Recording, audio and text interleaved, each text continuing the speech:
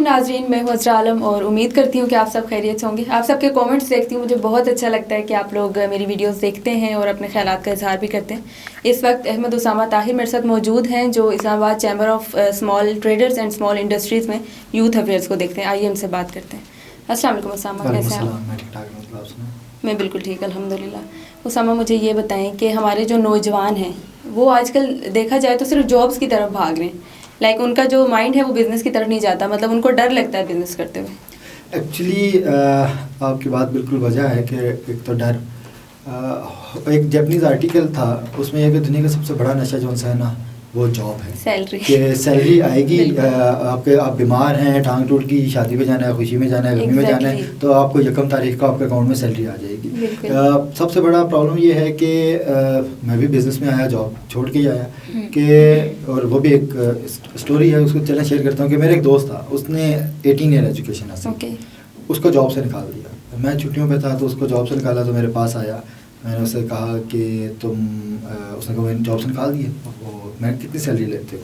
उसने बताया कि अप्रॉक्सीमेटली सैलरी जो बताई, तो उसको मैंने कहा चलो इसको तुम 30 डेज़ पे डिवाइड करो। 30 डेज़ के बाद फिर उसको आप 24 आवर्स पे डिवाइड करो, तो पर आवर 39 रुपीज़ आ रहे थे। तो अच्छा, अभी एग्जांपल फॉर एग्जांपल आप मोबाइल खोलें, कैलकुलेटर, आप 50,000 को करके देख लें कितने रुपए आएंगे, अब करें। तो मैंने उसको कहा कि अगर आप 39-40 रुपीज़ पर आवर नहीं कमा सकते 18 ईयर एजुकेशन के बावजूद, तो फिर तो आपको बेहतर है कि आपसे ज़्यादा तो बाहर मजदूर है जो कमा लेता है।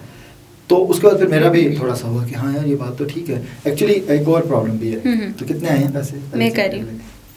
तो एक और प्रॉब्लम हमारे यहाँ ये है कि एक दिन का आ रहा है 1666 रुपीज़, इसको 24 पे डिवाइड करें, 24 आवर्स 69 रुपीज़ पर 69 रुपीज़ पर आवर। तो आप अगर एक आज के दौर के अंदर जहाँ पे इतनी ज़्यादा अपॉर्चुनिटीज़ हैं, और अच्छा दूसरा हमारे यहाँ डर है। सबसे बड़ा डर ये है, देखें कोई भी काम करना है ना तो डर के साथ ही होता है। आप जब आपने अपने दिमाग में उठा लिया ना कि ज़्यादा से ज़्यादा क्या होगा, तो आप कामयाब हो जाएंगे। होता यह है कि हमारे यहाँ माइंडसेट बना होता है कि मैं पहले दिन ही बिजनेस में गया तो या तो लॉस हो गया, आप लॉस ही सोचें, कोई बात नहीं, लॉस हो गया तो हो गया। देखें आप मोटरसाइकिल या गाड़ी चलाने के लिए निकलेंगे, रोड पे निकले, एक्सीडेंट हो गया तो वर्स्ट क्या होगा? डेथ होगी, मरना तो है। नंबर 2 बात यह है कि आप अगर ये सोच के निकलेंगे ना कि बिजनेस कर रहे हैं और पहले दिन ही में 1 लाख रुपए के काम प्रॉफिट आएगा, और अगर आपको 99,000 भी आएगा ना तो आप डिसअपॉइंट होंगे। आप ये सोचेंगे मुझे प्रॉफिट आएगा नहीं, लॉस होगा, तो आपको 1 रुपये भी प्रॉफिट आएगा ना तो आप कामयाब होंगे।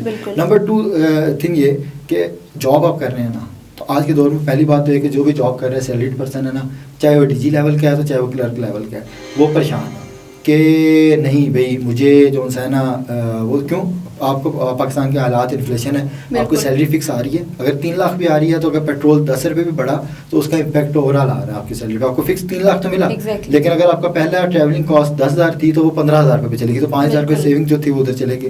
तो बिजनेस के अंदर आपका उस हिसाब से आप कन्वर्ट कर रहे होते हैं।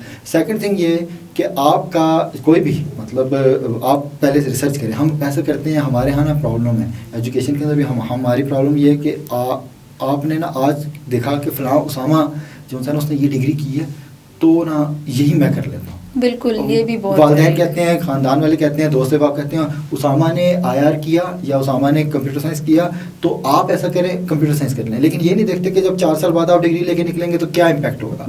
हम रिसर्च नहीं करते। बिजनेस में भी यही है कि हम वो देखते हैं कि लेट्स सपोज ये शाहीन, पंजाब, डिवाटसन, सेव मार्ट, इन लोगों ने कैश एंड कैरीज खोले तो वाह बहुत ज़्यादा, फलां ने फूड चेन खोली तो वाह वो एक सक्सेसफुल है। ये नहीं देखते कि पीछे इसकी रिसर्च कितनी थी, लेगेसी कितनी, और दूसरा उसने 20 साल का वो जो मुश्किल का टाइम था, 2-3 साल 5 साल का, वो निकाल लिया है। लोग कहते हैं हम स्कूल बनाएंगे फॉर एग्जांपल, अब स्कूल के अंदर पहले दिन तो बच्चे नहीं आएंगे एडमिशन के लिए, और उसके लिए 3 साल चाहिए। नंबर 2 हम बैकअप प्लान नहीं रखते हम। तीसरी चीज़ ये कि जॉब पे अगर आप हैं ना, मैं जॉब पे हूँ तो कल को मेरा भाई उस पोजीशन पे नहीं कभी भी आके बैठेगा। बिल्कुल। अगर आपको एक अदारे ने फील हुआ ना, आज के दौर के अंदर कॉर्पोरेट कल्चर इतना मुश्किल है, हम चैम्बर के अंदर हैं, हमें भी पता है कि जब थोड़ा सा एम्प्लॉय एक्सपेंसिव होता है ना तो उसको फायर कर देते हैं, उसको आस्ता आस्ता इतना तंग करना शुरू करते हैं कि वो खुद ही छोड़ जाता है। फॉर इंस्टेंस कि अगर मैं एक इदारे के अंदर 7 साल हूँ और मैंने 50,000 से सैलरी शुरू की, हर साल मेरा इंक्रीमेंट नॉर्मल इंक्रीमेंट लगा, तो 5 साल के बाद मेरी सैलरी 80,000 पे तकरीबन चली जाएगी। लेकिन 5 साल के बाद जो उनसे वो मेरे पास फ्रेश आइडियाज़ नहीं होंगे, फ्रेश जो उनसे है वो टेक्नोलॉजी का इतनी स्किल नहीं होगी। उसका अदारे क्या करते हैं कि आपको आस्ता आस्ता या तो उस पोजीशन से हटा देते हैं, तो आप आस्ता आस्ता खुद ही छोड़ के चले जाते हैं, या फिर वो क्या करते हैं कि 80,000 के अंदर 3 फ्रेश इंटर्निस्ट को या अच्छी कम वेज पे फ्रेश ग्रेजुएट को ले आएंगे, उनके पास नए स्किल्स होंगे, नए आइडियाज़ होंगे, फ्रेश ब्लड होगा। तो इस वजह से भी प्रॉब्लम है। तो आप तो उस जगह पे नहीं रहेंगे, लेकिन जब आप बिजनेस करेंगे ना तो पहले साल आप 0 पे हैं, बिल्कुल, दूसरे साल आप 5% पे होंगे, और 5 सालों बाद आपके जो क्लाइंटेज है वो आपकी है 100% पे होंगे। अगर आपको सीट छोड़ के जब जाएंगे भी ना, तो आप जो उनसे है वो आपका बेटा, आपका भाई, आपके फैमिली उसको ऑन करती है।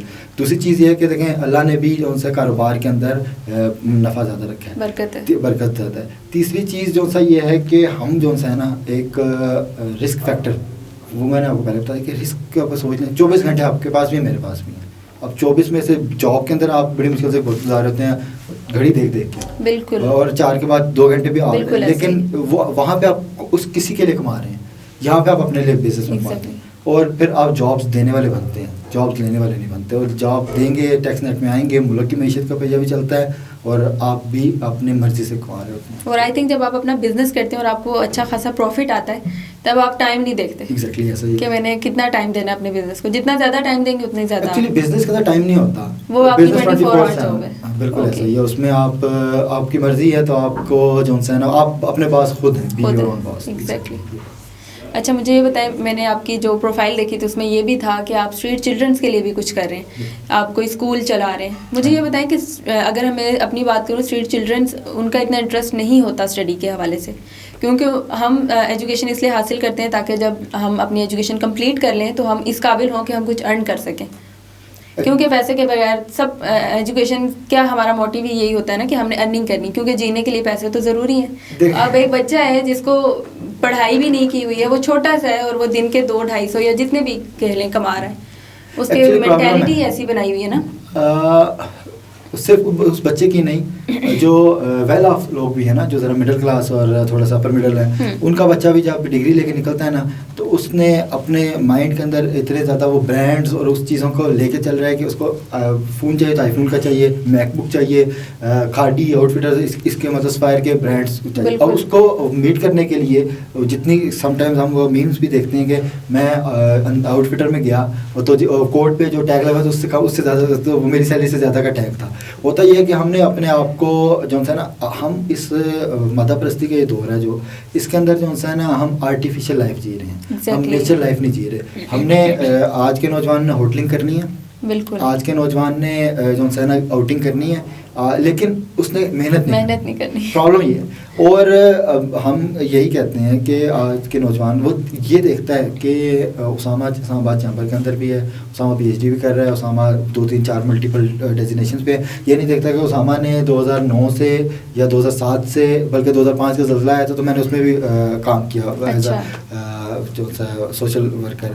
वो ये टाइम नहीं देना चाह रहा, नहीं देखते बिल्कुल, और वो ना टाइम देना चाहता है। उसको मैं आज भी बुलाऊंगा ना कि आप यहाँ से खानापुर आ जाएं, आउट ऑफ स्कूल चिल्ड्रन पे ट्रेनिंग सेशन दे दें, वो पहले पूछेगा बजट क्या है। एग्जैक्टली। तो ये जो प्रॉब्लम है ना आपका मटेरियलिस्टिक अप्रोच के साथ, उससे प्रॉब्लम। अच्छा, जो आपने street out of school children की बात की एजुकेशन के ऊपर, एजुकेशन से पैसा नहीं आता, ये पहले तो आप भी क्लियर करें कि हमारे सब जो लोग हैं ना वो ये समझते हैं कि डिग्री आई तो डिग्री से पैसा आएगा, ऐसा नहीं, डिग्री से पैसा तो नहीं आएगा ऑब्वियसली, लेकिन आपके पास शऊर तो आएगा। लेकिन आपको पता है कि जॉब जब हम करते हैं वो हमसे पूछते हैं आपने क्या किया है। एग्जैक्टली। एक तो स्किल होना ज़रूरी है, साथ डिग्री तो इम्पोर्टेंट। डिग्री एक आपको एक चीज़ है, मिनिमम क्राइटेरिया फुलफिल करने के लिए पीस ऑफ पेपर है कि आपको, अगर लेट्स सपोज मैंने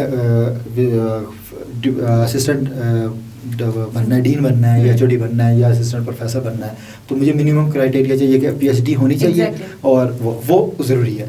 लेकिन अगर मैं ये कहूँ कि मुझे पैसा कमाने के लिए डिग्री चाहिए तो वो तो फिर आप मेरे साथ आप सब्जी मंडी चले जाएं, बल्कि आप यहाँ से बाहर निकलते हैं हम स्टूडियो से तो हमसे बहुत ज़्यादा लोग कमा रहे हैं। अच्छा, एक और प्रॉब्लम ये है कि हमारे साउथ एशिया का मेंटालिटी बताने लगा हूँ, पाकिस्तान की खास तौर पर, कि हम डिग्री जब एक बंदा ना स्किल ले लेता है ना कि मैं अंडर ग्रेजुएट हूँ या मैं फ़लाँ बरादरी या मैं फ़लाँ हूँ और मैं इस जगह पे खड़ा हूँ, मतलब पेट्रोल पंप के काउंटर पे क्यों हूँ, मतलब ये हमने ना अपनी डिग्री अपने प्रोफाइल के साथ एसोसिएट कर ली एक चीज़ को कि मेरे प्रोफाइल ये है तो मैं ऑफिस बॉय क्यों बनूँ, ऑफिस असिस्टेंट क्यों बनूँ। मैंने जॉब की तो मेरे ना बॉस थे बहुत अच्छे विवेक राब्ता है, उन्होंने ना मैं टी बॉय को बुलाया, मैंने उसको डांट दिया, मैं चाय ठंडी थी, मैंने आवाज़ दी कि उसका नाम लेके, बड़ी मैं 13 साल बड़ा था उम्र में उस टाइम पे भी, तो मेरी पहली जॉब थी, तो उन्होंने मुझे पहले दिन तो कुछ नहीं कहा, दूसरे दिन मतलब उनकी टेक्टिक थी कि फ़ौरन नहीं कहना, दूसरे दिन मुझे कहते हैं कि यार आप एक टांग उठाएं, मैंने एक टांग पे खड़ा हो गया, तुम्हें दूसरी भी उठाएं, मैं गिर गया, तो कहा तुम्हारा इतना इख्तियार है, इंसान का इतना इख्तियार है ना, तो और अब अच्छा फिर उसने कहा जी तुम्हारा क्या कमाल है कि तुम ऑफिसर की सीट पे बैठे हो और वो टी बॉय है, तुम्हारे भी 2 हाथ हैं, 2 कान, आँख नाक सब बराबर है और तुम भी इसी फ़िज़ा में सांस लेते हो, तो अल्लाह ने अगर आपको रिसोर्सेज दे दिए, अल्लाह ने आपको शऊर दे दिया, तालीम दे दी, तो इस पर बड़ाई किस बात की। तो हमारी यूथ को भी यही पैगाम है कि अल्लाह ने आपको एक घर में, अगर आपको वेल ऑफ घर में पैदा कर दिया या मिडिल क्लास अच्छे खाते पीते घराने में पैदा कर दिया, तो इसमें आपका क्या कमाल है, कोई कमाल है? मैं इस जगह पे बैठा हूँ तो मेरा इसमें क्या कमाल है? जैसे अल्लाह ने, हो सकता है कि कोई और बंदा, मैं किसी ऐसे घर में होता, कोई थर में होता या युगांडा में होता जहाँ पे, तो फिर इसमें अच्छा मुझे अल्लाह ने मुसलमान घराने में पैदा किया, तो मुझे मेरी बड़ाई किस चीज़ में? तो हमें एक तो ये चीज़ भी ध्यान में रखनी चाहिए। आउट ऑफ स्कूल चिल्ड्रन की बात पे हम आते हैं, तो आउट ऑफ स्कूल चिल्ड्रन में ना बच्चों से ज़्यादा वालिदैन को मोटिवेट करने की ज़रूरत होती है, वालिदैन पढ़े लिखे नहीं होते। अच्छा, दूसरा वो जो है ना गुर्बत के अंदर इतने ज़्यादा पिसे हुए होते हैं कि उनके लिए 150-200 से जो है ना निज़ाम चलाना होता है रोटी का। अच्छा, उनको अब हमने जो है एक तो स्कूल हम चला रहे हैं इस्लामाबाद के अंदर, इस्लामाबाद में इस वक्त 1 लाख के करीब जो है ना आउट ऑफ स्कूल चिल्ड्रन, और पाकिस्तान में 3 करोड़ के करीब हैं। हम जूनियर जिना ट्रस्ट के नाम से चला रहे हैं इसलिए कि हम जूनियर जिना पैदा करें, और हमने 15 स्कूल ऐसे हैं जो फॉर्मल और नॉन फॉर्मल हैं, और हमने इस्लामाबाद के स्लम्स में ये बर्मा टाउन से उस तरफ लेतरार रोड पे और पिंडी में डेरिया हसनाबाद के अंदर 3 स्कूल पे फेडरल डायरेक्टरेट एजुकेशन के साथ हमने मिलकर 3 स्कूल उनके चला रहे हैं इवनिंग के अंदर, और फिर मदारिस के अंदर भी हमने शुरू किया पायलट प्रोजेक्ट। अभी हमने एक प्रोजेक्ट शुरू किया है कि चले एजुकेशन नहीं, कुछ बच्चे होते हैं कि एजुकेशन डिग्री नहीं है तो स्किल, अभी हमने स्किल पे के ग्राफिक डिज़ाइनिंग हो गया, कैमरा फ़ोटो एडिटिंग हो गया, वो आपका बच्चियों के जो होते हैं कपड़े सीना स्टिचिंग हो गई, या फिर आपके एम्ब्रॉयडरी का काम हो गया, या अल्दो भी शुरू नहीं किया इंशाल्लाह ये भी थोड़ा सा प्लम्बरिंग हो गया, फिर आपका वुड वर्क, इस तरह के बहुत से काम है, वो इस तरह काम सीख लें ताकि वो स्किल्ड कुछ बन सकें। पढ़ाई लिखाई ज़रूरी है, साथ साथ पढ़ते रहें,